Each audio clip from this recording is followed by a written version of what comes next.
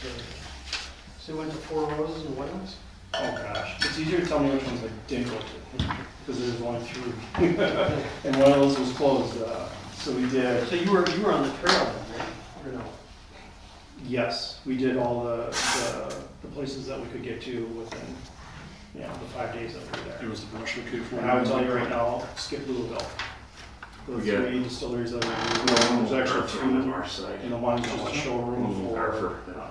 Connectors. Goes It's not really a I distillery. gotta do Michter's, And and I I think it's guess straight across, you know. Evan Williams. So one of the grad. Oh, Evan Williams is fantastic. But that was Louisville, wasn't it? They're down, aren't they with We were them? turn around just for fire department. Yeah, they're part of it, Just but to the they're, East of that a little bit. they Oh, have on the to, north side. Oh, oh, I'm gonna talk to you later. Yeah, we'll Yeah. talk more later. I could go on for days. okay. It's a little tricky. give all right, fair so warning to it's our not trustees, Tracy together. and Mike, that we're on camera, as you all know, and that camera mic is ultra sensitive. It will pick up the slightest whispers in the room. So, just so you know, we'll call this meeting to order. Village Board, we'll start out with pledge of allegiance, please. I pledge allegiance To the flag of the United States of America and to the republic for which it stands, one nation, under God, indivisible, with liberty and justice for all.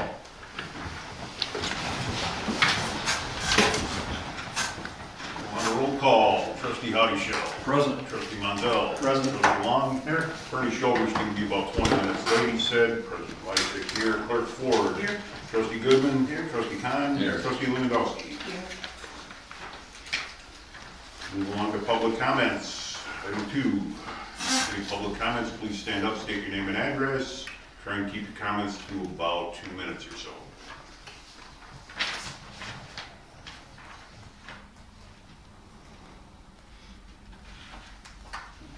If there are no public comments, we'll move along. Item 3, reports. AA Fire Department monthly report. Chief King, good evening. Good evening, everyone.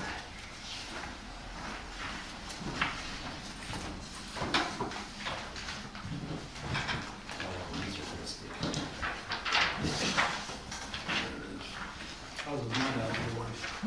How's the mud out here?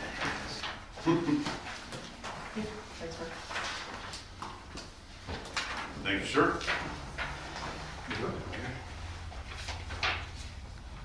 I'll let you guys pass these. If you want to sit there. How do you do it? So there you go.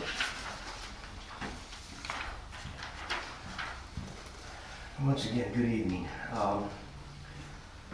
Calls this month, we had 9 for the total for the month. EMS calls, we had 7. Fire calls, we had 1. And outside community we had 1 there, no motor vehicle accidents. We had a slower month, which is good.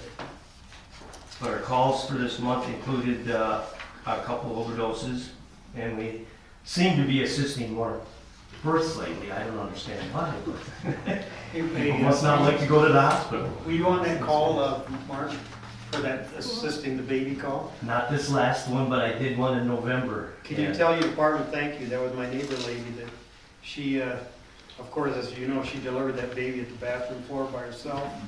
And by the time everybody got there, it was over and done. And she had a 2-year-old that was her birthing coach. So she really had quite the experience. Good. I'm But glad tell them thank you. it turned out good. Yeah. We started our Target Solution training program, and it's doing very well. The online training is helping out our personnel that can't get to the trainings, so they can get their trainings done at home or at the time that they can do it. But it's going very well, so that's a good thing here. We did get a hold of the area fire departments that contacted us about the letter that was sent out last month. We heard from Michigan Test Corners, and we will be following up with some of the other departments there. Our flow test last week went very well. All the SCBAs was completed. We didn't have any problems with the packs. We do change batteries out quite often. That's just normal. Our office update is just about completed, and we're moving more items from the storage to our office at Station 2, and then we'll be able to turn that room over to the court. Our annual vehicle inspection certification will be starting this month, and we are also exploring the possibility of having an open house with the staff in the near future here. So, Excellent. and the COVID numbers have risen some, but the numbers we've noticed now at the hospital have remained about the same, and our PPE equipment we're fine with it right now. So, other than that, that's what I have for you tonight. Thank you. Thank you very much. Can I ask a quick question? Sure. With the area fire departments, Tischman and Test Corners have responded, anything of note on their response? Nothing that I heard of. I mean, you'd have to talk to Chief Ludwig at this time. He was the one that had taken the calls from those people. Okay, So that I have no answer that tonight. thank you. So, thank you. Thank you. Item 3B, library report. Good evening, Carla. Happy New Year, everybody. Congratulations, Trustee Lewandowski and Trustee Mazel and Trustee Lucia from the library board and myself. We had an even month in April. I did notice the number of items that people checked out went down, but the number of people that visited us went up, which is kind of interesting. I also have been keeping track of our overdrive, which is our electronic usage, and I didn't have a chance to get this to all of you, but it's a nice colored graph. And each line represents a year, and interestingly enough, the bottom line is 6 years ago of use. The top line that's just partially filled in for 2022 is the highest use of electronic materials. So it truly is, it's a balancing act, but there's a lot more people, and we know our kids are all online too, and our grandkids. We'd like to see their noses buried in a book, but they're not. So we're giving them the electronic books. We had a front page in the Waukesha Freeman in April for our Easter egg hunt. That was kind of fun. Parents were really thrilled to have their kids' pictures in the paper. They didn't let me know, so there was a woman that came with a camera and just started taking pictures. And then she identified herself, but that was a little odd. We had a backyard gardening program, and I have free coffee tree seeds if anybody wants one, and they're kind of special to the area. So let me know if you would like some. They're from Shirley Goff, who lives in Vernon. And also we had approval by Waukesha County of our new standards, which won't mean anything to all of you until it becomes budget time, but it'll increase our budget for $250 for next year. They did approve including electronic usage in their county funding, like I had hoped, but now it's a done deal for the next 3 years, but I'll see what that means to us. And we had a lot of staff changes. One went on vacation, one cut back on her hours, is moving to another library, and a new person just started today. So it's been crazy for scheduling, but we're still in business. So, thank you. This month in May, I'm going to an all-day conference tomorrow with our library system for strategic planning. We're spending most of May getting ready for summer, because summer is our big business, and that's when we want to get the kids to come in. So I'll have more to report next month. Awesome. Thank you.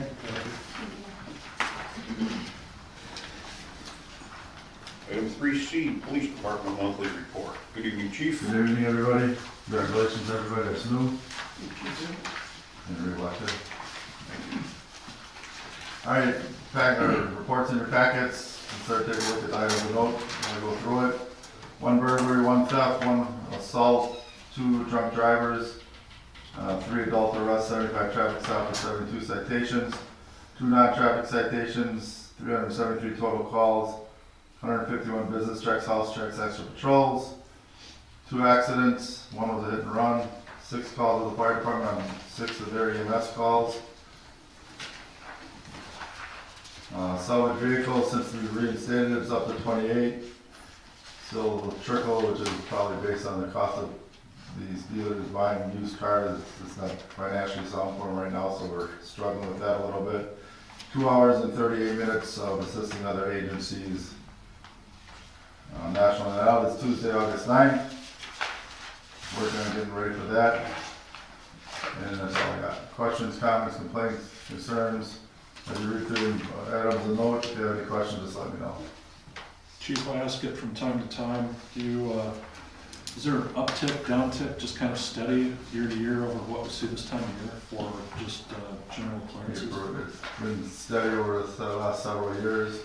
Like Chief King said, a couple little uptick in overdoses, but staying the same. Thank you. Quick question for both chiefs. You are prepared for the event on the 21st? No.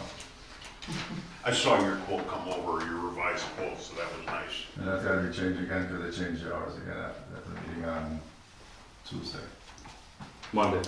whatever it is, I Monday. have one this Monday too. Yeah. We're set. We'll be, We'll yeah, be ready. all right. Fire department's ready too? I believe so. They were talking about the other night. I wasn't involved in it. All right. So, Outstanding. I just want to keep that on everybody's mind because that's coming up quick. Thank you. Item 3D, President's Report. Couple of communication items here. We had our letter back from the State Department of Transportation. Village of Big Bend submitted a MSID project, Municipal Street Improvement Discretionary Fund. We were denied that grant for Big Bend Drive for 2023. Just letting us know that.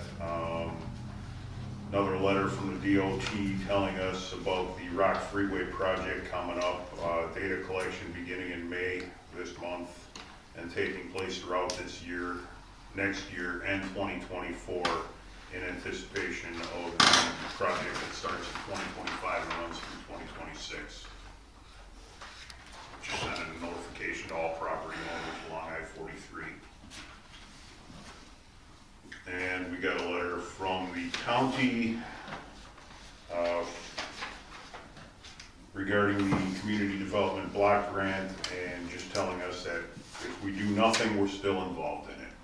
So there's no action required on that either. And that's all I have.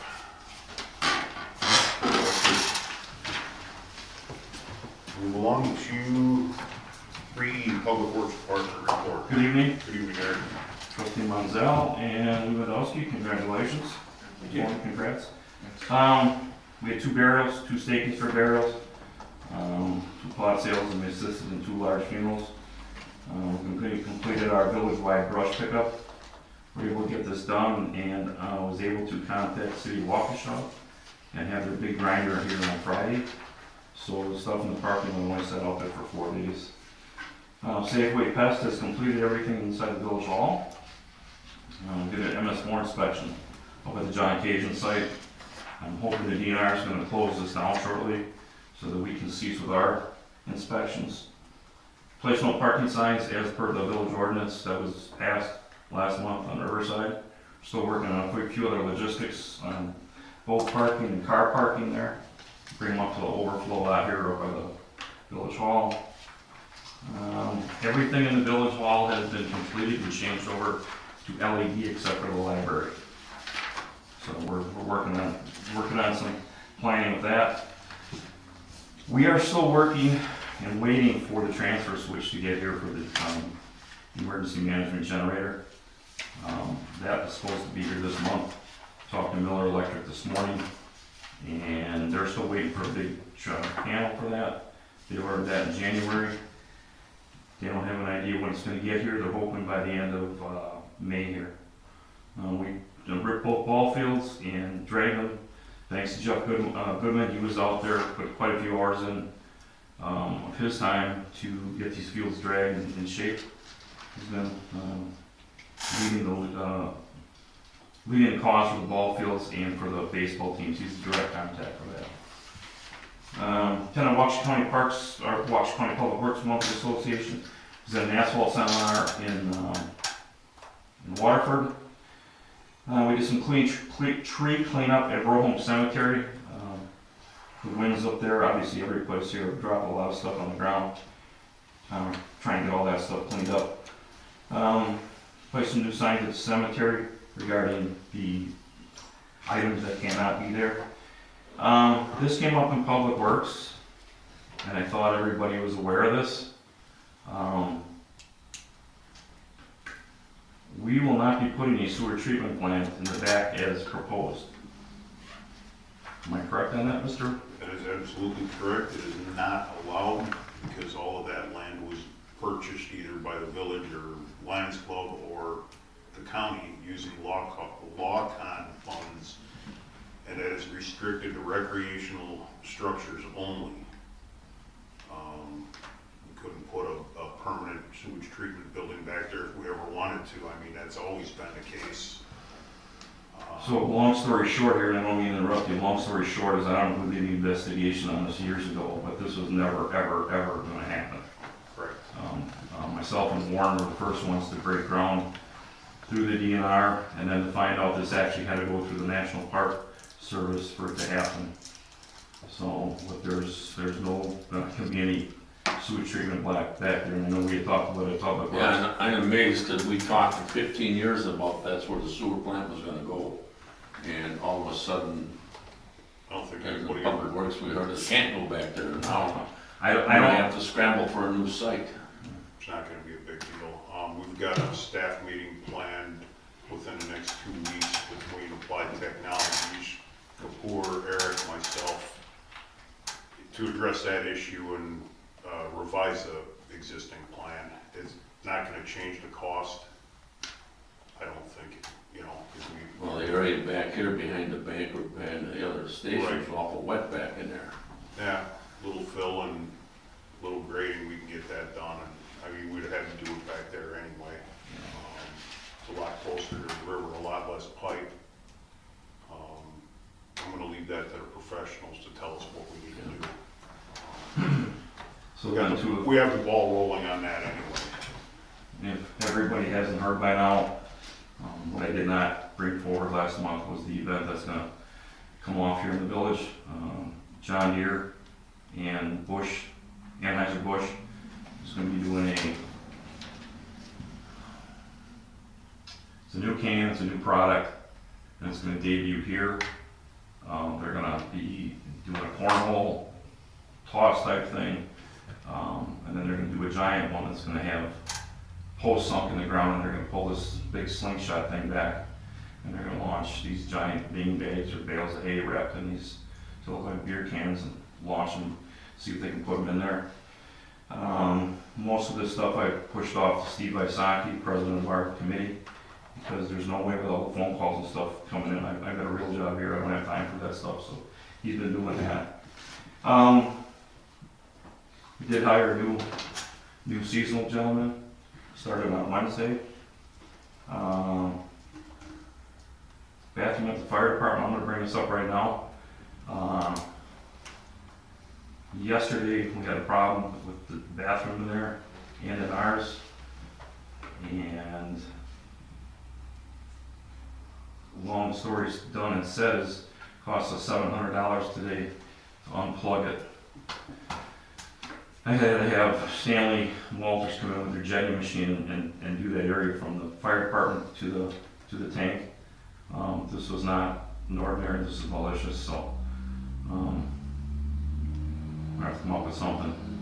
We had the chief look back on the tapes and see what was in there. Just ask Chief if you can catch anything on the tape Yeah. within the last, what, 2-3 days? Yeah. That was a lot of money this morning. One other thing here, I don't think you have heard this, but we lost a pillar in our business community this week. Ryan Schuler, the owner of AM Towing, passed away at age 37. Wow. Family man, father, husband, took great pride in his work, great pride in his trucks. 37 years old, died of colon cancer. He was also a staple for the Rumble, being an 11-year sponsor. So we lost a good person in the community. That's all I have. Is there any questions? All right, thank you. Thanks, Eric. 3F, report from professional services. Nothing on my end. Outstanding. On to item 4, consideration and approval of minutes from the Thursday, April 7th, 2022 board meeting. Motion to commence with the reading. Second. Any further discussion? All in favor? Aye. Opposed? Motion carries.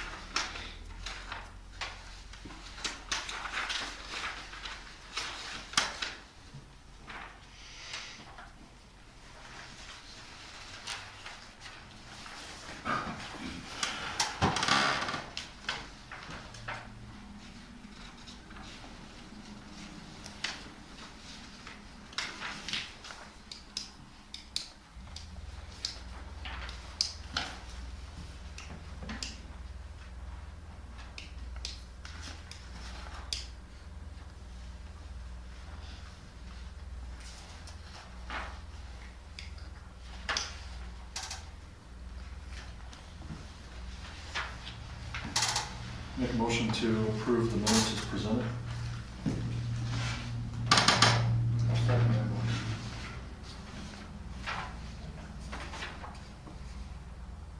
Any further discussion? All in favor? Aye. Opposed? Motion carries. Item 5, approval of bills, discussion and consideration and approval of bills in the amount of $69,126.07. I'll make the motion to approve that amount. I'll second. Any further discussion? All in favor? Aye. Opposed? Motion carries. Item 6, old business, discussion, consideration and possible action on the emergency management plan for the village of Big Bend. Tony?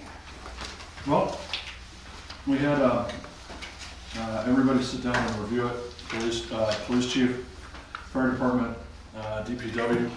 I don't think that anyone came back with any concerns over anything that was broadcast on the emergency operations plan. We did go ahead and approve it for further consideration by the board through the Public Safety Committee.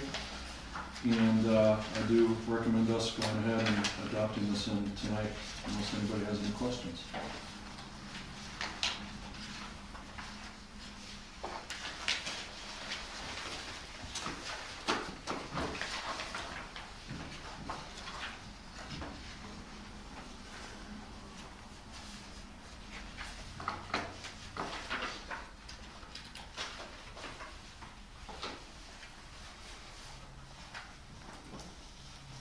There were no changes on this from the, No, nothing, no changes.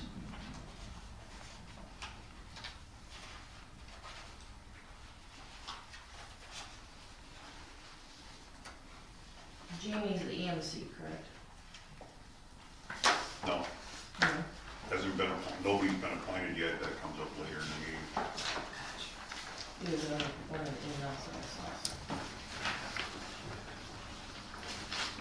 saw. One of the, just kind of, especially for the two new trustees to bring you up to speed, the village had an emergency management plan that had last been updated in 1997. And there have been a few changes through the years, but there's been a lot of new new ways of going about doing emergency management, and that includes direction, forms, just things to follow, including the National Incident Management System. So we sat down and took a look at the the comprehensive emergency management plan for the county. It was a few hundred pages long and very much in depth, more so than a village of this size would be able to use adequately. So we, with the assistance of the Waukesha County Emergency Management, we were able to pare this down into an emergency operations plan which fits our needs here at the village much better than the CEMP. So by state statute, we need to have this in place for emergency management operations in case that we have a major incident, including weather-related, fire-related, disaster declarations or otherwise. And this feeds up into the county CEMP, which then feeds up into the state level emergency management and then goes to federal level from there. So all of this is referenced through state statutes and just in the document itself, it's made mention several times of where to find those references if anybody wants to go exploring. The steps from this point forward is once that we would approve this, it would go back to the county level. It would then be filed through the county emergency management to have on record.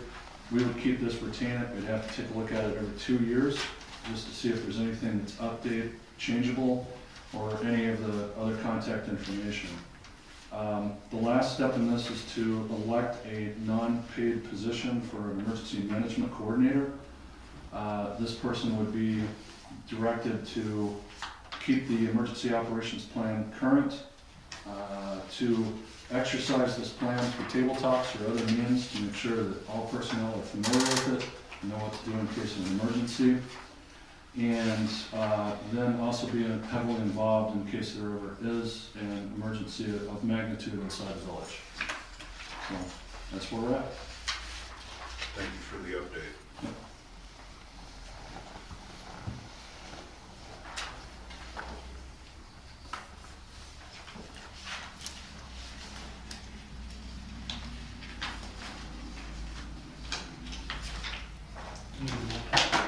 Well, I'll make the motion to adopt it. I'll second. any further discussion? All in favor? Aye. Opposed? Motion carries.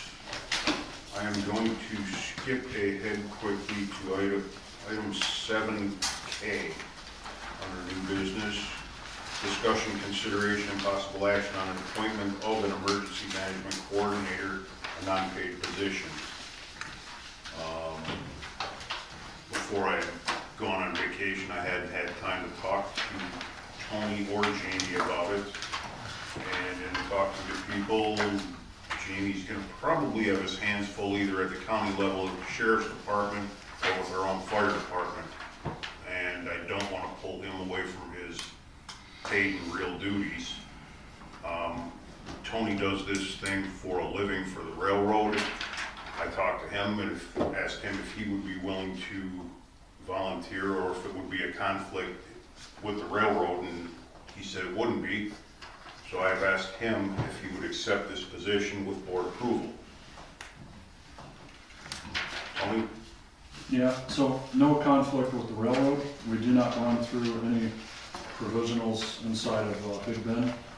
Closest we get to here is going to be up in Milwaukee, probably would be the closest. So anything that would be that widespread that would affect both the railroad and Big Bend, we've got larger problems on our hand than just simply our little community here. So no conflict on that part. I talked with Warren. I can get this kicked off, make sure to run the tabletops and have everyone give feedback off of that with the expectations that within a year or so, we'll bring this back up and see if we can turn it over to someone else and give them some experience while on it too. So with that being said, I would like to make a motion to appoint Tony as the emergency management coordinator to kick this off at least for the first year, and then we will look for replacement to kind of merge in with him next year sometime. I'll second the motion. We'll fight, I boys. was gonna say, who wants You it? can have it, Tom, or I don't care. Motion and a second. Any further discussion? All in favor? Aye. Opposed? Motion carries. Item 6B, update regarding Cajun Fill site. I think Eric filled us in on that as much as we can get for right now. Are you and Will doing another inspection this month? Yes, the one issue that has not been addressed is there a log up there that they're required to take care of. There isn't even a journal entry for 2022. Should I call Will and have him address that with them? It's being addressed. Okay, you already took care of it. Thank you. Item 6C, update regarding a Collier test boring for a municipal well up in the TID. I don't have an update right now. Will was out of town on a job site today. He's gonna get a hold of Collier tomorrow and see where we're at. I mean, the ground's still pretty wet. They can't get any equipment in there. I've got a message from Tom Plum, who owns the land up there. I'm sure he wants to know for the farmer's sake what's going on too. And Yeah, we need to get in there, and that thing needs to get pumped, because once the crop planting season comes, there's some pretty heavy duty ruts through that property. right, They want to disc them out and everything, but once that's done, they're not gonna let us go back in there and start pumping water. right. Would it behoove us to take a look at track mats to get them in there? Pardon me? Track mats to get them in there? Would that be feasible, do you think, or would that be too much of an expense? I think it'd be a huge expense, Okay, versus reward on it? yeah. We just, we've had almost 7 inches of rain in the last 2 weeks. We need to get some dry weather here. Okay. Any questions? Move along. Item 7, new business. A, consideration and approval of the following operators' license applications. 1, Jerome's Corner Market. Sub 1, Denise Corridge, Cullen Keenast. Chief? They're all approved at public safety. Public safety have concerns. We'll move along, that we'll approve all of these at once. Item 2, Zayner's Club Shamrock, Melinda Schultz Hastings, and Crystal Moran. Chief. Same. And item 3, Richie's, Michelle Posgrave. Approved. Okay. Make a motion to approve all said operators' license applications. I'll second. Any further discussion? All in favor? Aye. Opposed? Motion carries. Item 7B, discussion, consideration, and possible approval of the following Class A combination beer and liquor off-premise applicants. 1, Brad W. Janney, 3225 Douglas Avenue, East Troy, Waukesha, doing I don't know what that means. Doing business as Quick Trip, West 235, South 7125 Big Bend Drive. Was approved at public safety. Okay.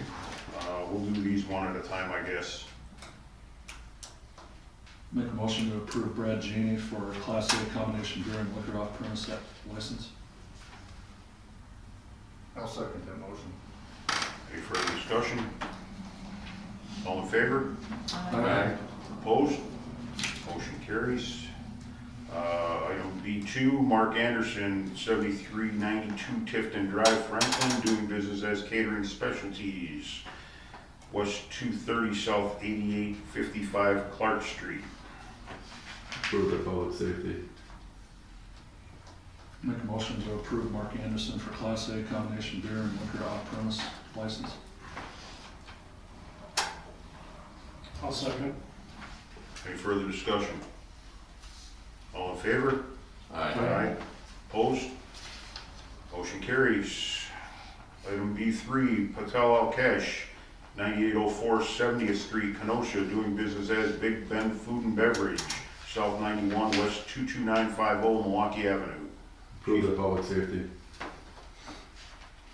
Public safety agrees with that. I'll make a motion to approve Patel Cash for Class A combination beer and liquor off-premise license. I'll second that motion. Any further discussion? All in favor? Aye. Opposed? Motion carries.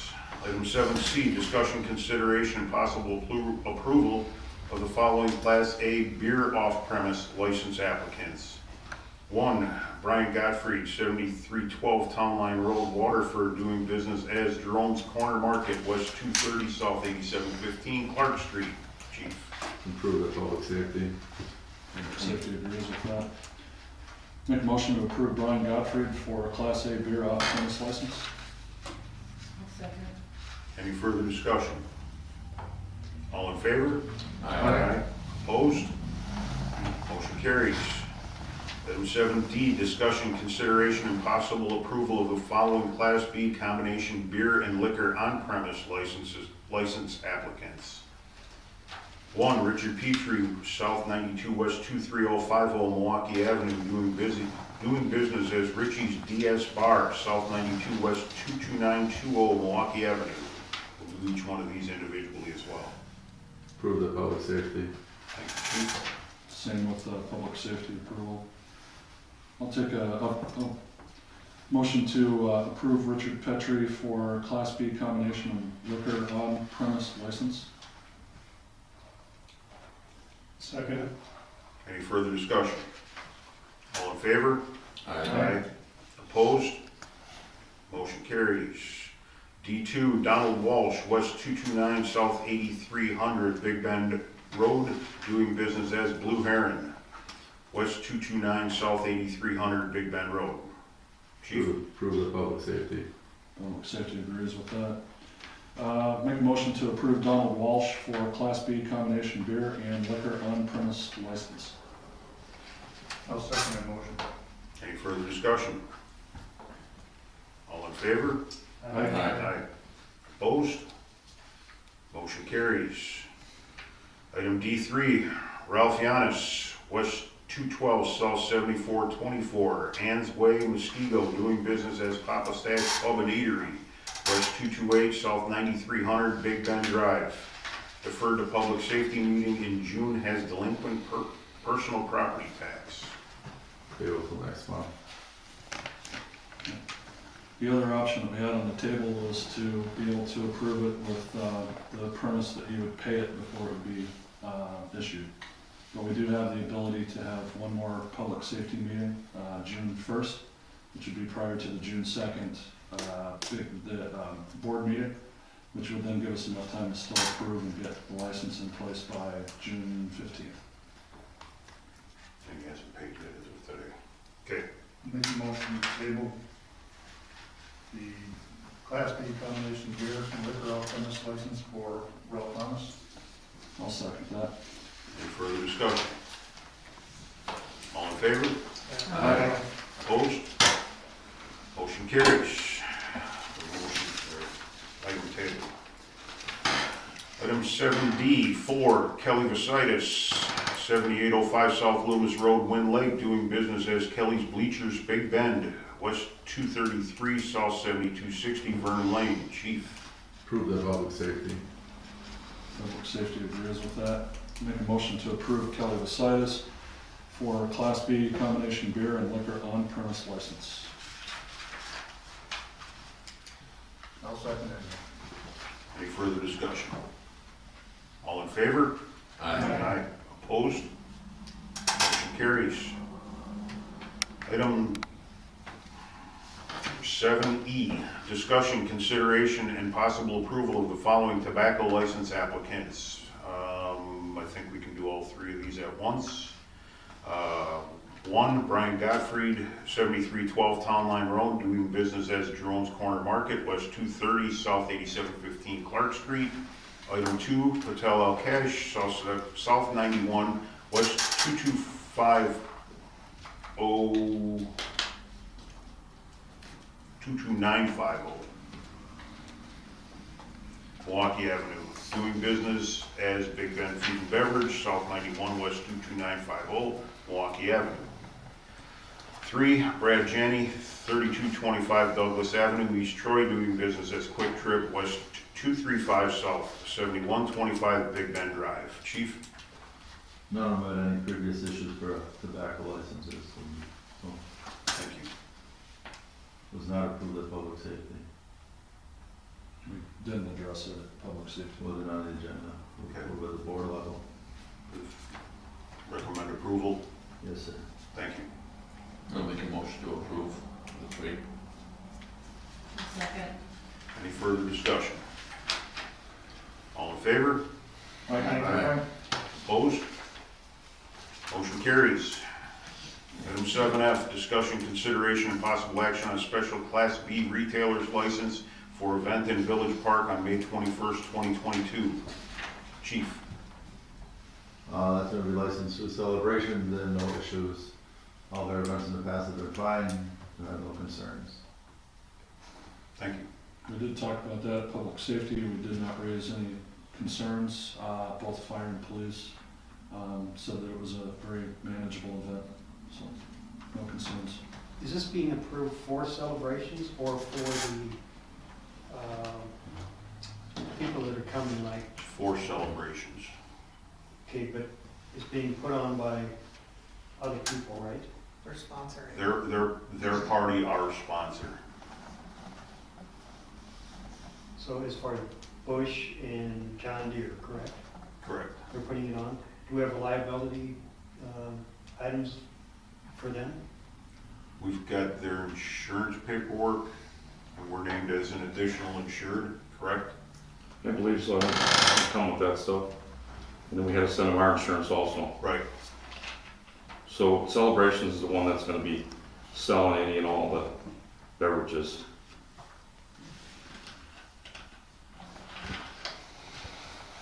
What do we have for our protection as far as them doing their cornhole type things?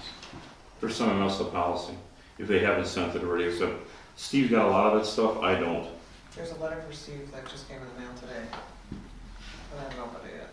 This is only addressing the special Class B retailers license, still not the, Is that the next one coming up then?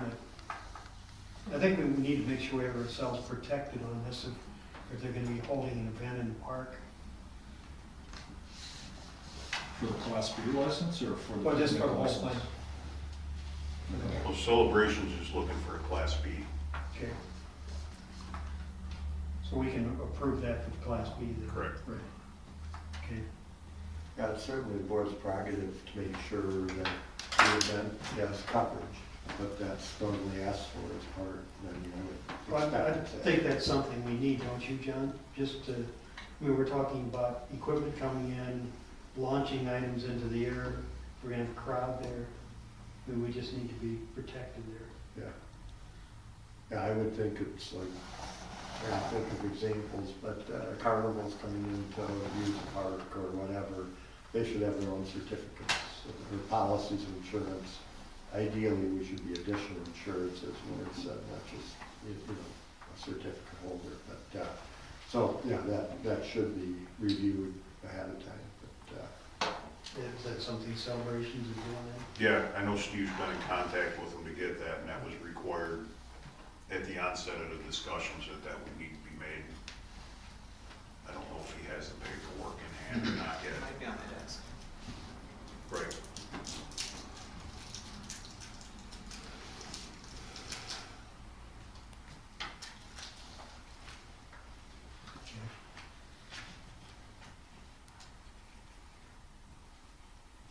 Make a motion to approve the special Class B retailer's license for the village event on, the event in Village Park on May 21st.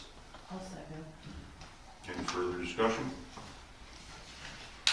All in favor? Opposed?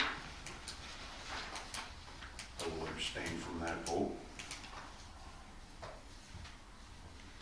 Motion carries. Item 7G, discussion, consideration, and possible action on special Class B retailer's license for Rumble by the River in the Village Park on July 8th and 9th, 2022. Chief? The class we didn't go to public safety, recommend approval at the board level. I'll make a motion to approve. I'll second. Any further discussion? All in favor? Aye. Opposed? I will abstain from that vote as well. Item 7H, discussion, consideration, and possible action on special event at Papa Stash on July 16th, 2022. Looks like the Planning Commission approved option 1, safety approved option 2. Yes.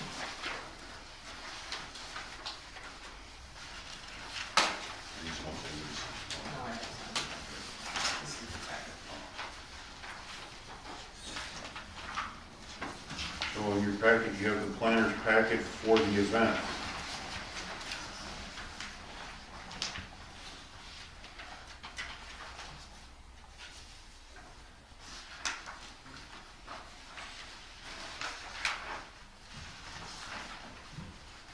I was not at the planning commission last Thursday, so could Tony fill me in?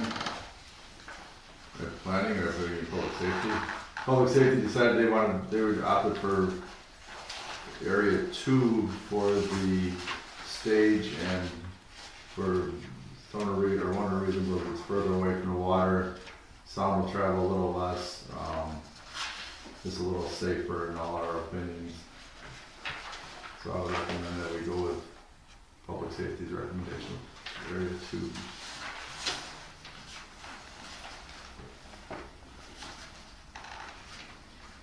So if I recall correctly from the planning side, we had opted for 1 simply because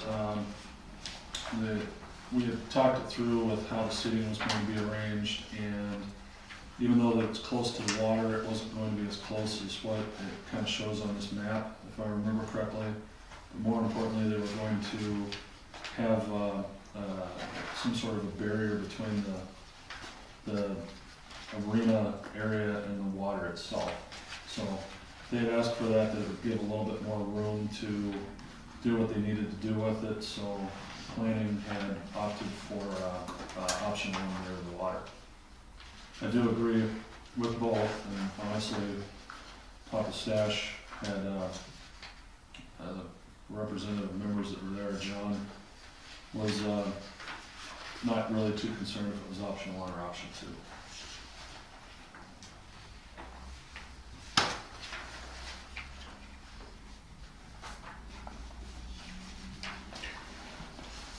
They just caught the event name.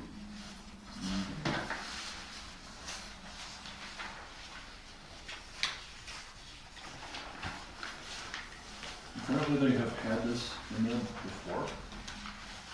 Have we had any issues with it in the past? No, not that I know of. I think based on Tony and Chief's comments, option 2 would be the proper option to approve.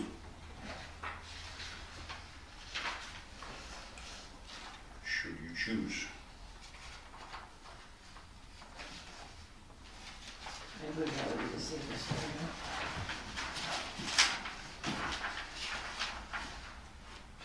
So with option 2, are they still going to put a barrier by the lake to remind people to stay out? Or is that only with option 1? I don't think we really discussed that through it.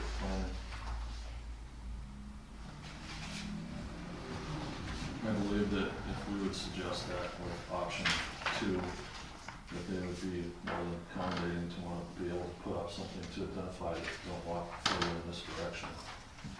And then no matter what option, I think that'd be a reasonable safety measure to take.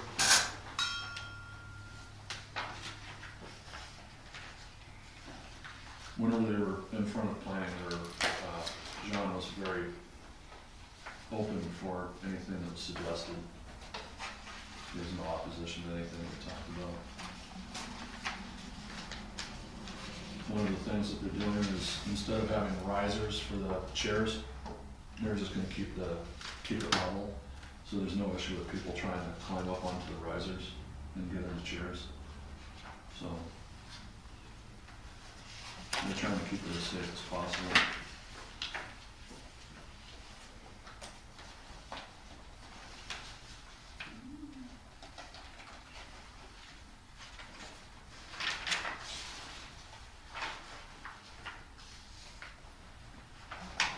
Do you have any idea of how many people they expect to attend this event? I believe they said a couple hundred, maybe 300. They don't expect there's going to be any overflow of parking, but if there is, they've got a bus on standby to take people back and forth from the parking lot. If I remember correctly. We are not anticipating any parking on the road. Are we gonna have it posted, no parking? I know it's a state highway, that's not our jurisdiction. We posted no parking there before when they had motorcycle events. If they're saying they're only gonna have 300, I don't think, if they're gonna have a bus available for shuttling, I don't think we need to. Do you think we should do like we have in the past, don't at least do no parking, 30 feet from each entrance? Line of sight view or whatever you decided. We need a permit for that. We need a permit for that, so that's something that'll have to be, Run through. if we're gonna do that, I need to get going on the permit. Just a thought, I don't, Well, our issue in the past had been anybody parked on the east side of the road, if they would exit the parking lot because of the visibility, that's what myself and the chief went over, that somebody's gonna get clobbered there, so, I mean, if we're gonna do it, I would maybe make that a no parking, but again, I gotta get that through the county. right.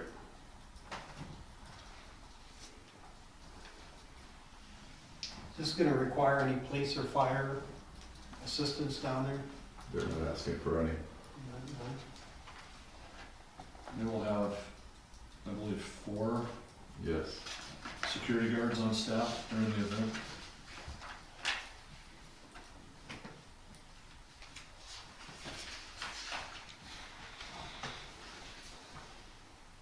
Do we wanna hold this off until we get the other issue resolved?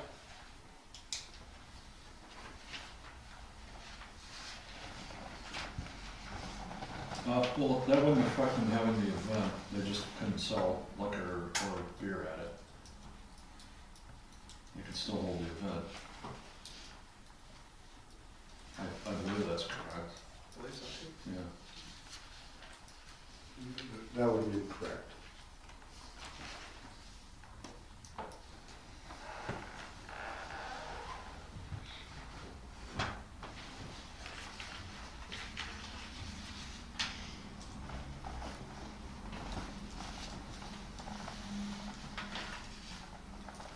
I'll make a motion to approve Papa Stash's special event on July 16th.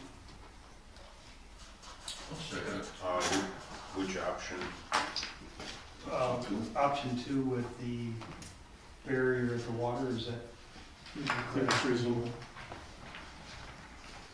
Do we want to leave anything in there for chief to mandate some no parking on 164 or Can we get it Canterbury? done in time? And I don't know if we want to do that or not, but I defer The to. more I think about it, I think we should do it. I don't think it bears any weight on their permit of having it. It's a state highway, it's our say if we want to do no parking there or not. Okay. seems like a good idea. Then we'll leave that up to Chief and Eric to handle the no parking there. We'll set it up the same way we did as one of their bike rides. Okay. So I- And you'll talk to Ralph and just let him know that we're planning on doing that So for it's his been really good safety. lately. So I don't see any problem with it. Okay. So we would be posting then from Canterbury north up to Orchard, correct? On the east side, Both sides of the street. not just the east side, I think. Does the east side for traffic coming out of an event? So add that to the motion. That doesn't, yeah, that doesn't need the motion. Because that's our job, not his.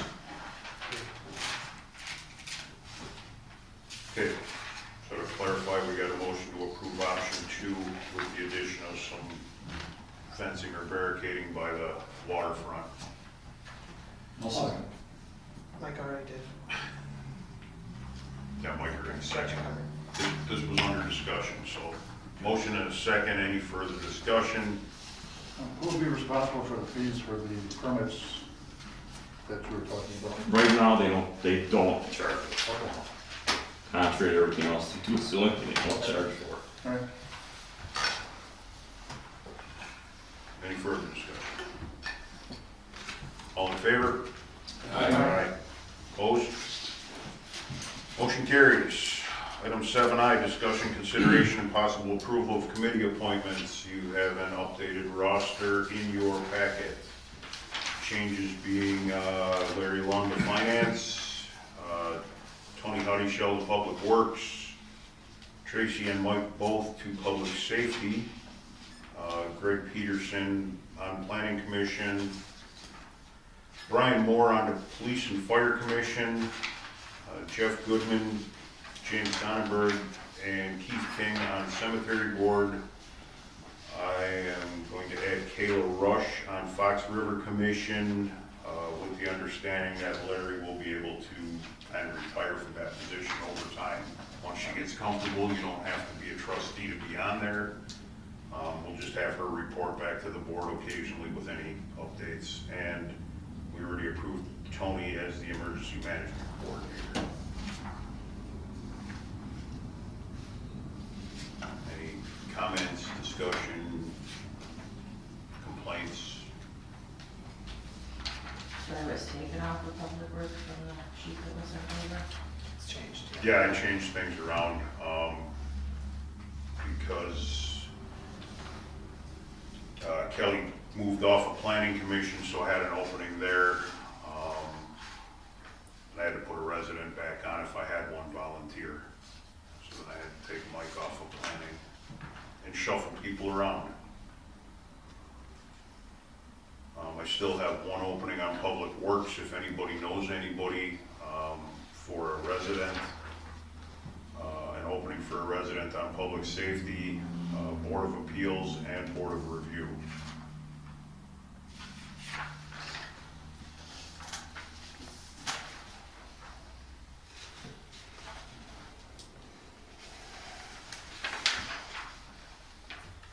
And if anybody could get back to the clerk with whoever is appointed as the chair of your committee or board or whatever after you elect your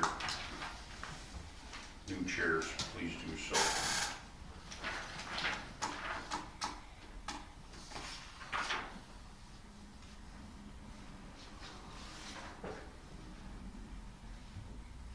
I'll make a motion to approve the new committee rosters.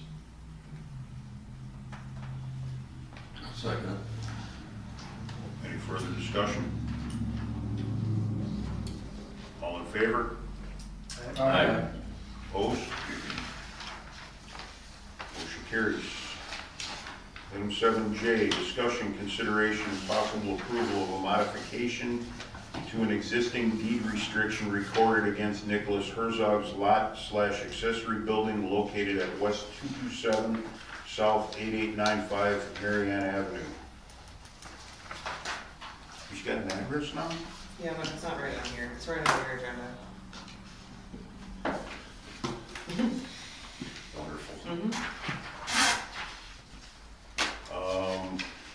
I'm gonna ask Tony for an update as to what was discussed at planning commission on this.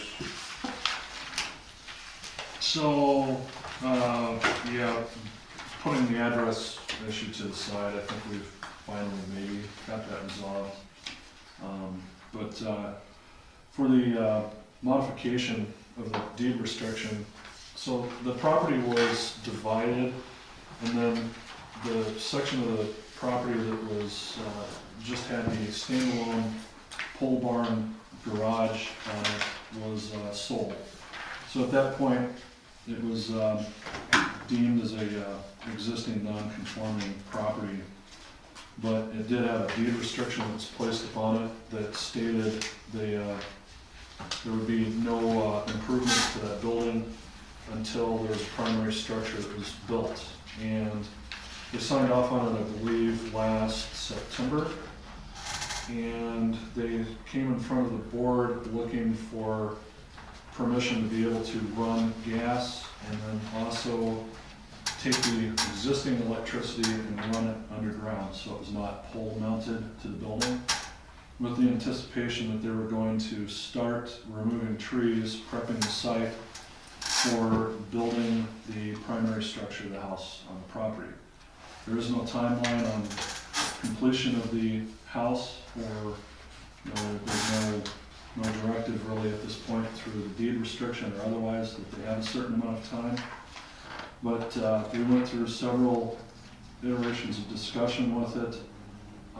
The building, the pole barn building was discussed in itself. The structure has been there for numerous years.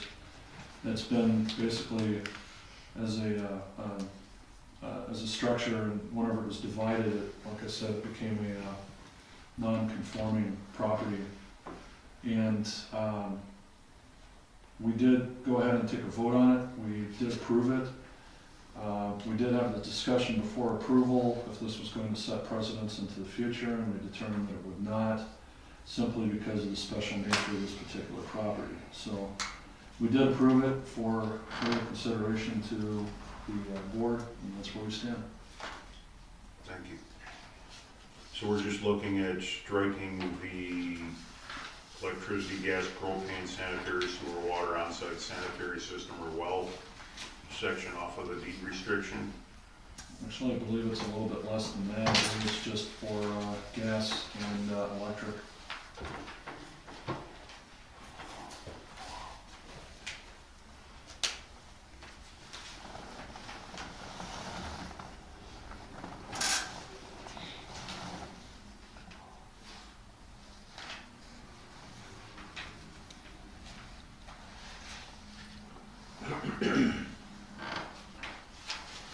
Did the planning commission address this part of it? I mean, because on-site sanitary system or well, I mean, he's gonna need that when he builds his house. Right, but I think that he's going to install that as he builds the house along with the well. There's no well on site. Right, but if there's a deed restriction on the property, he can't.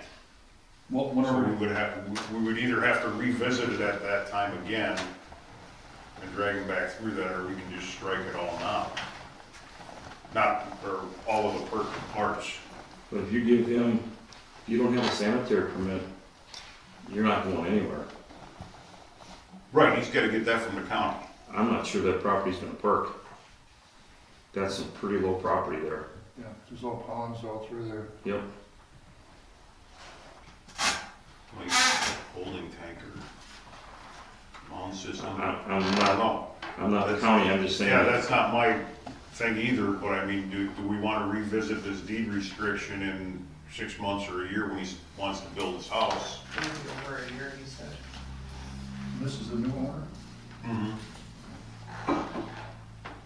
I'm just putting the question out there for the board for discussion. we did not talk about it in that angle with planning. Because, I mean, he has full intent of building a home there, and you're gonna need some sort of, septic or, Right, but septic and well is formed at the same time that you're putting the building in. To get a building permit. Yeah, right, but he wouldn't be able to even get a building permit with the deed restriction, Mary as it made it is. sound like it would be a non-issue yeah. once he's starting to plan for the primary structure. It was more important to not let the deed restrictions totally go so that he wouldn't then develop that and have sewer and, I mean, if he can put a sewer in, or if he can put a well in, not to have him do that with the non-primary structure. Or just put an addendum in there that, he's got to at least show that there's been a perk test on, to see if it, if it passes perk. If not, what you're gonna get is you're gonna get a barn dominium there.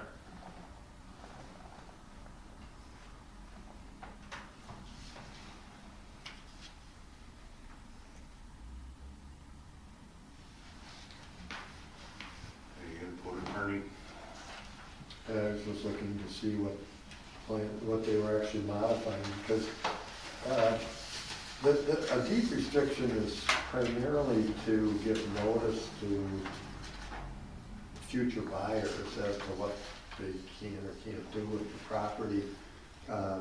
He'd still have to meet all zoning and building requirements of the village with or without a deed restriction. So if this, I'm not sure what precipitated this in the first place last October, but sounds like whatever it was, the planning commission apparently wanted the world to kind of know that this property was restricted, but I don't know that changing it grants, it doesn't grant any approvals. Correct. But if we don't take the restrictions off, then he's gotta come back and have it done again, correct?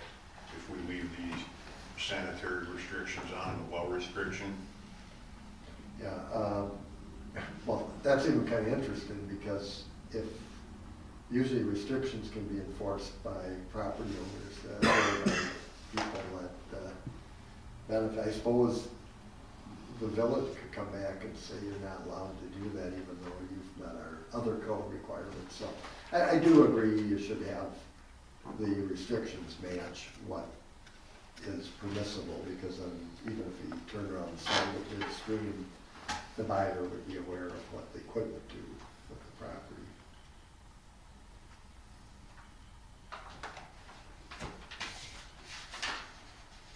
So what was it, just to indicate that gas and electric could be? There's already electric on the property. yeah, he already has electric, he wants to run gas so he can get some heat out in his storage building or pole barn right now. And I'm just, like I said, I just threw that out there, he's gonna build a house there, I mean, why keep the restriction on the property? That's gonna come back to Yeah. zoning and everything else. I mean, if it's zoned residential, Wouldn't that restriction go away in its entirety whenever a new house is erected and occupied? I was just gonna ask. It's the same thing as a new house construction. I mean, Yeah. Aren't these restrictions against the non-conforming building now that the property got divided? the restrictions are on the lot. Well, no, the restrictions is on the lot and on the building as well, but basically it says you can't develop anything else or structurally modify the building until an approved and properly permitted principal use, meaning a house, is first occupied on the property. So it'd be the same way as a new house construction, is the way I interpret that. Yeah, I suspect what happened is there was an issue about whether they were grandfathered in or whether they could use the property as a non-conforming use. And so maybe by agreement, apparently, they said, the planning commission said, we're okay with this as long as it's clear you can't do whatever is restricted here. Yeah, the owner apparently signed this, got recorded, and that, so,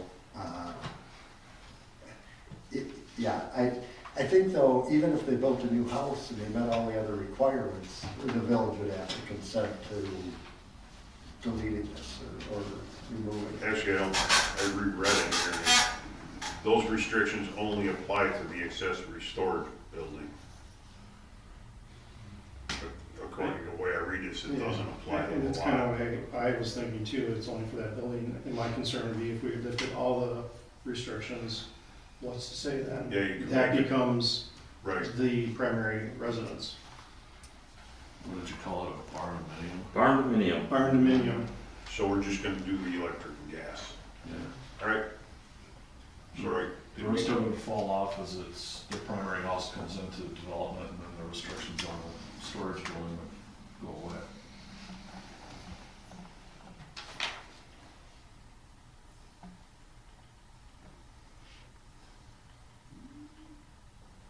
I'll make a motion to approve the modification to the deed restriction recorded against Nicholas Herzog's lot accessory building located at 227 S 8895,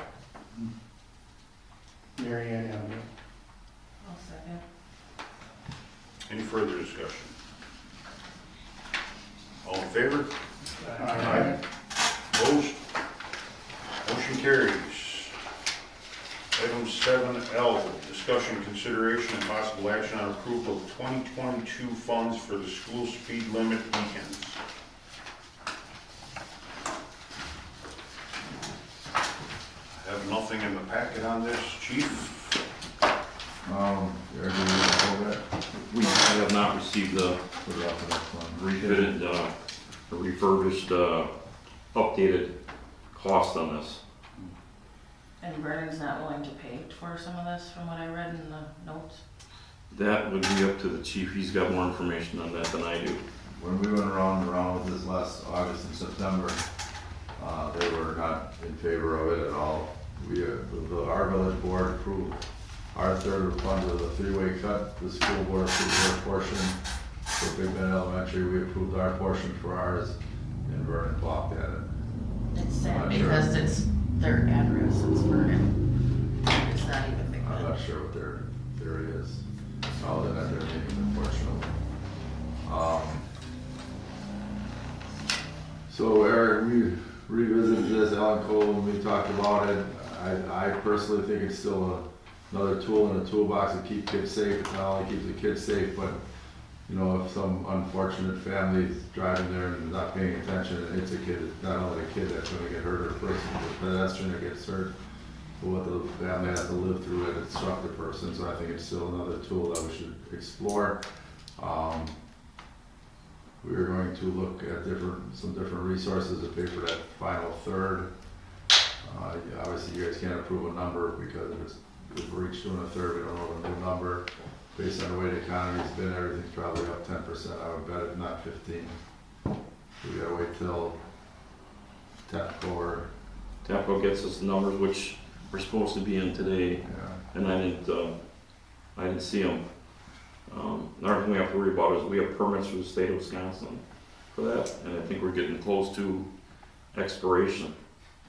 And I really don't want to refile all that stuff. Can you send me what those beacons look like? I'm sorry, what? Can you send me what those beacons look like? Sure. Because we have other vendors that we could see if we could get them for a more cost-effective rate. They have to be by 2 approved vendors for the state DOT, correct? State DOT cut sheet is very, very, very to the point, and it's made so that only certain contractors, as far as I can see, provide you with the specifications that are required. You can get blinking lights anywhere, but these, we went through that with Tom Heidel. Because the lights that I wanted to put on there, I showed the chief, they're a rapid flash. You can only have those right at the intersection. You can't have those down like before the school. So my thing has always been is make that aware that it's there, the crossing's there. The only place you can put those is right at the crosswalk. And then you have to, the state law says that those lights can only be lit when children are present.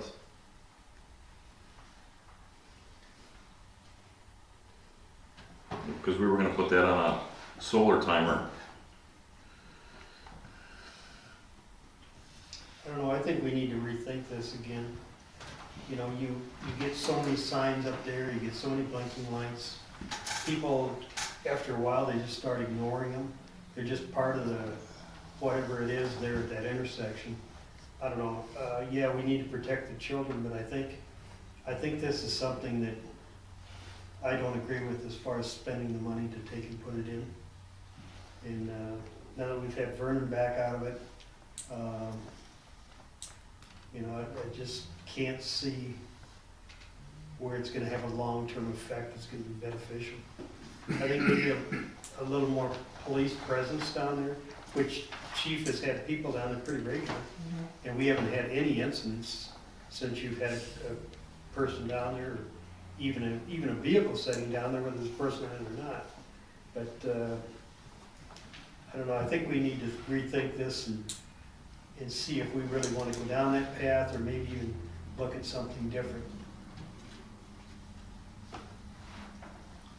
You know, I've only seen a handful of videos come out of the school district for incidents down there. I'm sure you've seen more than what I have, but everything I've seen has been from drivers not yielding on a turn. That's all I've seen is one You incident. know, people not knowing who to yield to when you're making a left or a right turn. Flashing beacon 400 yards away isn't gonna change that. Yeah, back behind you, you're not gonna see it. You know, if you've seen people coming down the hill doing, 50 miles an hour running through in a school zone, absolutely. You know, if you think that'll save that, I'm all for it. But, the 3 videos I've seen have all been people turning left onto 164 and almost, running over the crossing guard and a kid. There ain't no beacon on the planet that's gonna stop that. That's just plain old inattentive driving. I think the added flashing shoulder lights on the crossing guard is. I was gonna ask it, has that been any beneficial? Has I would think it. your officers I think it does, I don't think, there's, Jeff, you said they're all blinking lights there, the only blinking lights there that don't walk while the signals when they flash. These will be the first flashing lights to the north and south. The videos that we've had are from turning videos. Those are the ones that have been the closest calls, but I still think it's a tool to make it even safer and people more aware. We do get cars coming through here a little fast sometimes. The afternoon is worse than the mornings usually. So I think it's still a worthwhile investment for the safety of our kids in our village. Just because another village decided that they don't want to play in the sandbox with us, I don't think that's a reason for us not to do it, to provide an additional layer of safety, as I've stated earlier. So, we have a state highway going through our community here. Everything we do here is to be about safety. So let's say the state doesn't want to approve some of this. Let's be different. Let's come up with something that's going to work for the police department, the village, the school that's going to be safe. And let's approach the state with it and see if we can get it passed. I have no problem running that up the flagpole with them. I don't. They have some neat stuff, I told the chief, in South Dakota for crosswalks and stuff like that. Unfortunately, it's not approved here. I've been on that intersection. I'll agree with you, sometimes there's, you get a couple of videos, but I've been on that intersection myself many times. And as a matter of fact, when we're doing brush pickup or cleaning that intersection during the winter, not everybody's paying attention. So I'm in the middle on this thing, but I think we should do something to be proactive. If it's not blinking lights or something like that, let's be proactive and see what we can create. Let's be the first community we have a state highway. This isn't like Edgewood Avenue. It's a state highway coming through here. I really think we need to, there's a bunch of intelligent people here. Let's come up with something that's different. And if the state doesn't approve it, we'll run it through. If that doesn't happen, then we'll get somebody from the state to help us, a senator or something like that, representative.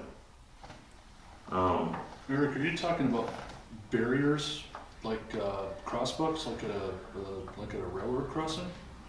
Because North Dakota attempted that.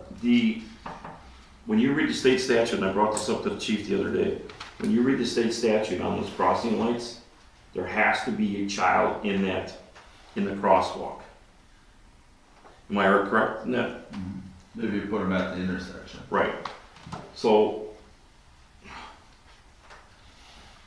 the problem is you get the people coming home from work, they've had a good day at work, a bad day at work, they're coming down the hill, they get to the school, they forget what's going on. The other issue at that school, which has never been there before, is you get all these people coming off of Villa Drive and parking there and going through the school. What do we have bus service for?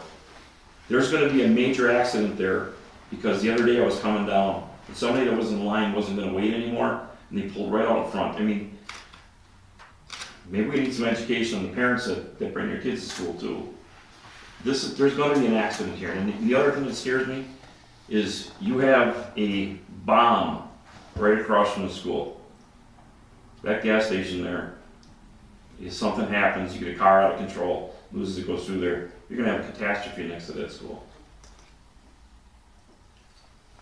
As far as parents, that's all recommended by the school that they pick up and drop off their kids. The school recommends that? Yes. Well, the traffic route. with the COVID situation on buses. You know, believe me, I am all for child safety. I have grandchildren that go there. I understand you do. So, you know, I want them to be safe, but I want to take and do something that's worthwhile. All the incidents I seen on the video were coming off of Edgewood, and there would not be a flashing light on Edgewood. It's just on 164. So it has no benefit to the different videos we've seen. So I think we need to revisit something else. So my theory is, What are you gonna revisit? What's the something else that you're gonna, I don't you want know, us to look into? we need to just, I think we've done our research and we came up with a plan and we need to go with the plan. well, back when we even talked about this, you agreed that after a while, people kind of get, it's in their, it's just there in their mind. And it's, Maybe that's where maybe somebody that lives in their neighborhood and stuff. What about the people that are coming through that don't come through on a regular basis and don't realize there's a school zone there? And it brings them to awareness and we don't have an incident. And I don't think that the school's giving us all the videos because they don't get all the complaints. The other day, the crossing guard was saying how one of the buses are actually turning on red when they're coming down 164 and turning to go into the parking lot. And they were gonna address that right with the school. They didn't send us that video because, you know, they're not gonna send us every video every time. That's just not. and that's a bus itself that is, It was a bus that they should, so they were addressing that with the bus company. we have a unique situation here. We've got a main state highway right through the middle of town. And again, I fully agree with you on that, but I think also if we can do something unique and the state approves it, why not do it? I want to rewind this all the way back to some of the beginning discussions we had on this over a year ago. We engaged the district, we engaged Principal Lawler straight from the elementary school as well. Did they ever come up with any suggestions? Anything that they could offer up, what they've seen, what they would like to have in place? Yeah, they offered two things, the beacons and officer presence. And a second crossing guard. Well, yeah, Which was that's not gonna make any difference for you. We asked about their traffic plan. I remember that specifically to try to see if we could direct traffic better or have them look at it to direct traffic better around the complex for pickup, drop off, and so forth. I'm with you. That's one of my major concerns. With everyone on the side, not only someone opening a door, which happened to me as I was coming through. I stopped, I spoke with the gentleman. He got upset at me for even attempting to try to tell him not to open his door into traffic. You having someone pull out in front of you? I mean, it's happening then quite frequently, I would assume. People are going to watch those cars on the side of the road and not pay attention to what's in front of them because they're being distracted by other activity that's on that street. I don't know that there's any other way to direct traffic around that complex for pickup and drop off that's going to change that, but I think that needs to be considered into a critical part of this discussion. We had talked about dropping the speed zone or pushing the speed zone out so that it would, going northbound, right now at the school, it starts into 35 miles an hour. I don't think we ever changed that sign, did we? Or have that sign changed to push it further out towards the north to keep speeds down? northbound of 164, right where that conglomerate of signs is by Crossroads. That conversation is great. The problem is it's just not making a phone call or an email to get that done. It's pretty much an act of God to get some of that stuff handled. I've never heard of an increase in speed in the middle of the school zone. This is the first time I've ever seen that in the community. I will be on the phone with him tomorrow and I'll copy on that email. Copy the chief on it too. But I think a couple of things that I see. Number one, I agree with you. The distraction on the right side of the road as you're headed south is huge. It's huge during the afternoon. And you have more traffic coming through there in the afternoon than you do during the morning. I would almost think the school needs to, or the district needs to look at rerouting the traffic and come in one way and go out on Edgewood. They would, it would involve paving some of the backside and maybe putting an opening in the fence, but have it one-way traffic. I just, why are there so many? You'd have to run those cars all the way through the playground. Yeah. They still allow exiting to go northbound on 164 out of the elementary school during busy times. You have That people is that a are trying nuisance. to dart Yeah. through Because there. they've almost gotten hit like 3 or 4 times in the last couple of weeks. That's a mess. So there's things even beyond trying to figure out what to do with people that want to turn when they don't need to turn leftbound out of Edgewood in either direction. I mean, there's other things complicating this to the matter that it's a design issue. I don't know if beacons is the one and only thing, but for a solution, it's not going to be the only thing. But right now, it's really the only thing that we have solidified on the table. We approved this last year. This discussion was meant to do exactly what it's doing now, but to consider funding of this from the 22 budget because, well, 21's gone, we can't use those funds anymore. So that's kind of where it's at. You know, we've attempted to get everybody together through shared services along with the school board to talk about this, and so far, these are all the ideas that come up.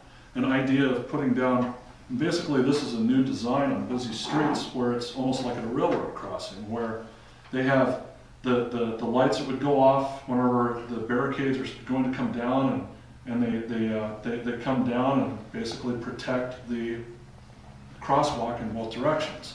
That doesn't come cheap, but that is the new technology that's out there.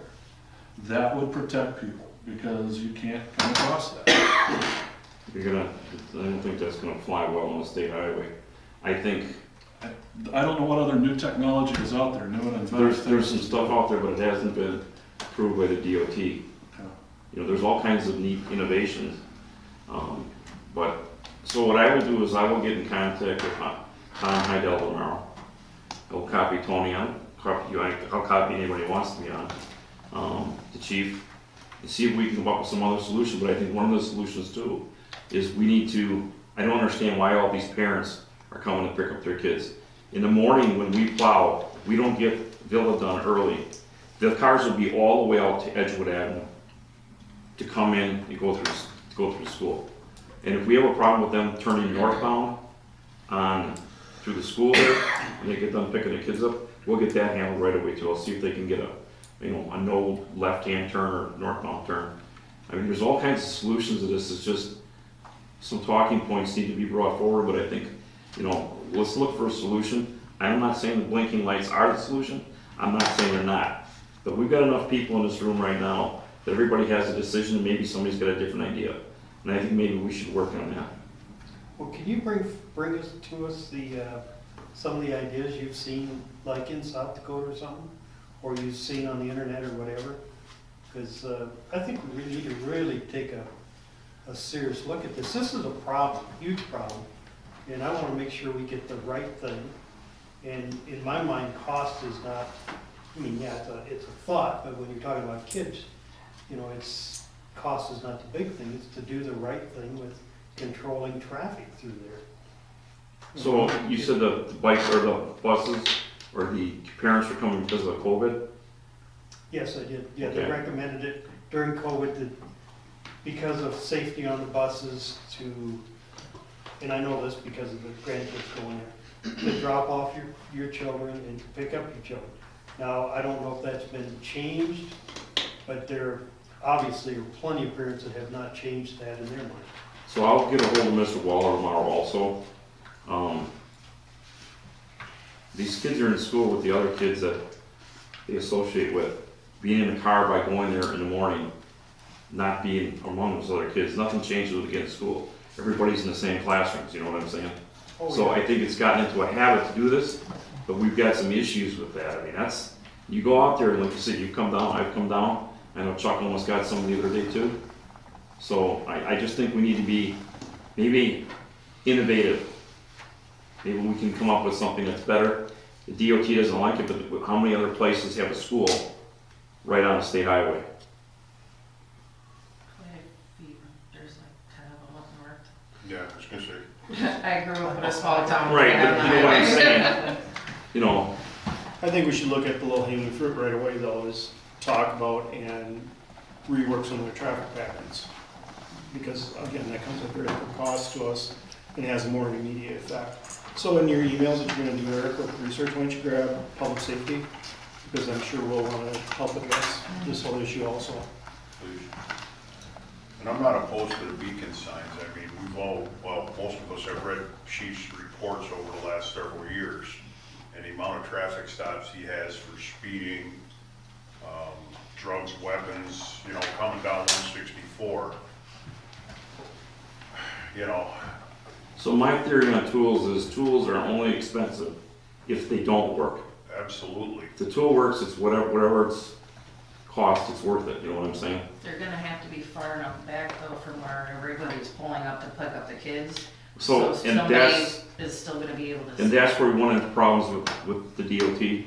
It's not a slam dunk, but I'm not, you know what, maybe we'll get some of the engineers off from the DOT too, I don't know. But at least we have a starting point, I think we can do something as a small community to make advances. Yeah, I would think those beacon signs would need to be north of Villa, I think so, we had, you know, to be visible. I think we had put them back that far, didn't we? For some reason. No, I had them, they were gonna come in, the northern driveway in Villa, they were gonna be right, in that stretch there, on the west side, and then we were down before, it would've been after Park Avenue, headed to the north. Going northbound, I'm sorry, what? I said going northbound on 164, you could put that just about anywhere and it'll be effective because it's gonna be visible. There's not a lot of parked cars and stuff off on the right to block it. But coming southbound down the hill, you need that sign north of Villa Drive. You know, I think there's because the enough- cars line up right around it. I I think come there's- home from work and there's cars blocking Villa Drive. I think there's a lot of issues that need to be addressed along with this. Yes. And, starting with I didn't know that people were turning northbound, because I'm not up there at that time of the day. But, if it's an issue, we'll get it, that'll be one of the first things. And then work on the other steps, but if we can have, you know, get a dialogue going with those guys there and any assistance they may have to cure the problem, it's been ongoing. Well, you've got Edgewood too, don't forget about that. And that would be on us. And Edgewood is where you've seen the issues, and the one landscaping truck came out of Mobile and then came up there and turned left. So even if you put a flashing light or whatever back down at the end of the school parking lot or whatever, they're never gonna see that. But, you know, No, but I'm thinking now that we have an officer out there pretty near every well, that's day. made a big difference, I think. Right. I don't think we've had anything since the officers moved. So there's communities I've seen in Iowa, upstate Wisconsin, that if they have a critical intersection near a school, right in front of a school, they put up a 4-way stop sign physically right out in the middle of the street whenever the kids are coming and going. They wheel it out there and then they wheel it back off whenever it's not the school zone anymore. I don't think that's something that we've considered before, but it seems effective in these other places that I've seen it. I've seen that too, and I think it does too. It brings traffic to a halt, it starts backing up. 164 is busy enough that just the simple stop motion is going, I hate to say it, but it's going to create a little bit of a traffic jam, which in this case may not be a bad idea. Then you've got your buffer zone. Boy, if we got people that can't make a left turn without yielding to a pedestrian, what are they gonna do at a 4-way stop? They're gonna vapor lock. Well, I mean, I'll defer to chief on this one, but I I think think, a little bit of time. I think that's a great idea, but I think due to the volume of traffic, if we stick a 4-way out there at 7 or 8 o'clock in the morning or at 3:30 in the afternoon, we're gonna have padlock. We would find another route to go. I suspect DOT would have to approve. Yeah. So what I will do is I'll get a hold of somebody from the DOT. I will include as many you as I can in there. I'll get Chief on board, and I'll get Sean Waller on board. And maybe we can have somebody either from the DOT come here, or do a Zoom meeting, which we're all getting used to, and come up with some different ideas, or let's say, come on out here, let's take a look and stuff like that. But I'm just gonna tell you, I've been through this with the DNI, with the DOT now for 10 years. It's not like flipping a light switch to change things. No, but I think they gotta get boots on the ground at that intersection for, more than just 10 minutes. I mean, I think they need to come out 3-4 days in a row and just watch the volume of traffic that school attracts, for Well, I know one of the for a first half things, hour a day. one of the first things they will say though is that all these parents coming in, it's a distraction. There's gonna be an accident there. Right, No doubt. so what can we do to prevent it? Real easy. Have the principal get a hold of the parents and say, listen, COVID is basically gone for the most part, but we're creating an undue hazard here. You can't force people. You can't, but if you put it in their mind, I know, those buses aren't that full. no, I know. Well, you got parents that park at crossroads and their kids run across, they don't even go to the crossing. Or mobile. Yeah. But you talk about it takes time. Well, we started this a year ago, and here we are. No further than what we were.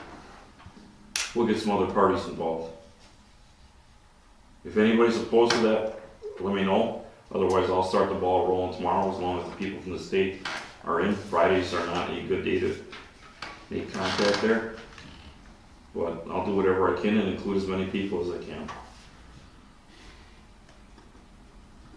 I still encourage you to get the quote in for the beacons. Oh, It's not, discount that. The problem is right now is availability of stuff. I mean, we already approved the funds last year. For a start. Right. And all we're looking to do is, because we did spend them last year, carry it over this year. I think that's all this line item is really for, correct? That was the intent? Correct, but we don't know what the dollar amount is, so. Most electrical items have gone up at least 19 to 30% with 29 week lead times, How many weeks? at least up to 29 weeks. I sell it every day, the big commercial companies, so it's just unfortunately, at least the plan isn't going, so the sooner the better, obviously, but we need to get more information. Yeah, because that's gonna push us. Hopefully we get them in by the start of the school year. Good. Maybe they'll get the intersection strike by then too.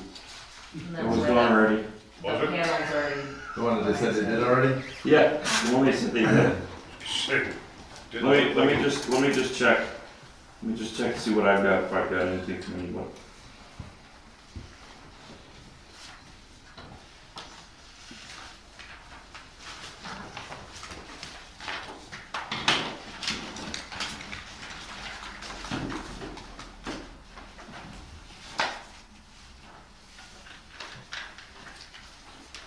Just got one, so it came in this afternoon, very late.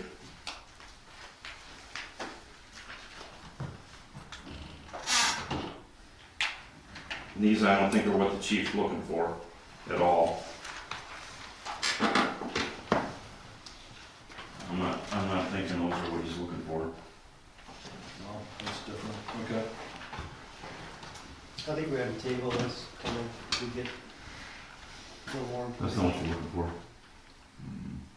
That's the ones that we got for original quote Yeah. for. You had these on the original quote? We didn't have those on the original quote, Okay. the beacons. So just to give you an idea what these have gone up to.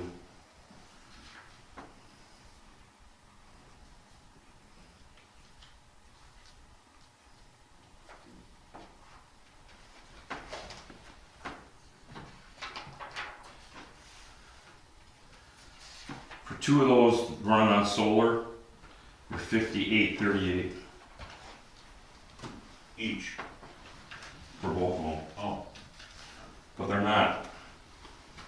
he's looking for, excuse me, not what I'm looking for. All it is a crosswalk symbol with lights around it, and I don't think that's enough. No, because that would have to be mounted within so many feet of the crosswalk. Right. I'm sorry, what? That would have to be mounted within so many feet of the crosswalk, as So- opposed to the beacon, which is a school zone beacon, which can be mounted farther away. That's where the hangup comes, on where you put that information and how close you are to that. And again, if there's anybody within, there has to be a child within the crosswalk area, correct? For those lights. But even the other ones I wanted to put on. The other ones were called a rapid response. They're a strobe light that goes very quick and very bright, and then the state would not allow us to install those. So, Right, But the permit was approved for the beacon, The not the beacon. blinkers. right. correct. That's the whole thing too, blinkers, beacons. So again, tomorrow I will try to make contact with their specialist that handles that, and we'll go from there. You have all the new trustees' emails and everything? They've got a village email? Yeah, Okay, so I'll get that tomorrow. Like I said, I'll send it out. Probably gonna get something back on Monday. And if I can set up something with you and me and do a Zoom meeting with whatever, Sean Waller, whatever it takes. You good with that? Good to go. Send it to Elena, she can get out to all of us. Send it to Elena, and she can send it to the rest of us. That's fine. That way you don't have to.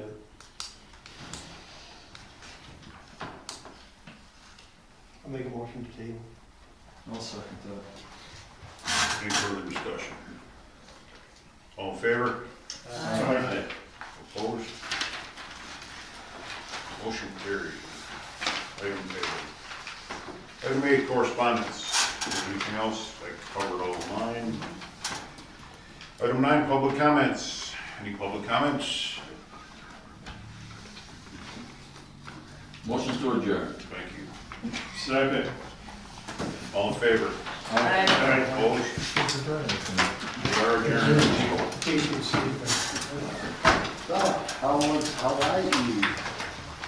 How I eat? The actual vacation part was fun. That was great. Flight home took 3 days and 31 hours. Yeah, we had our flight out of Maui, Kansas twice. The dream. Well, Well, I was stuck in an airport in a hotel, no transportation. But it was okay. Yeah, we had fun.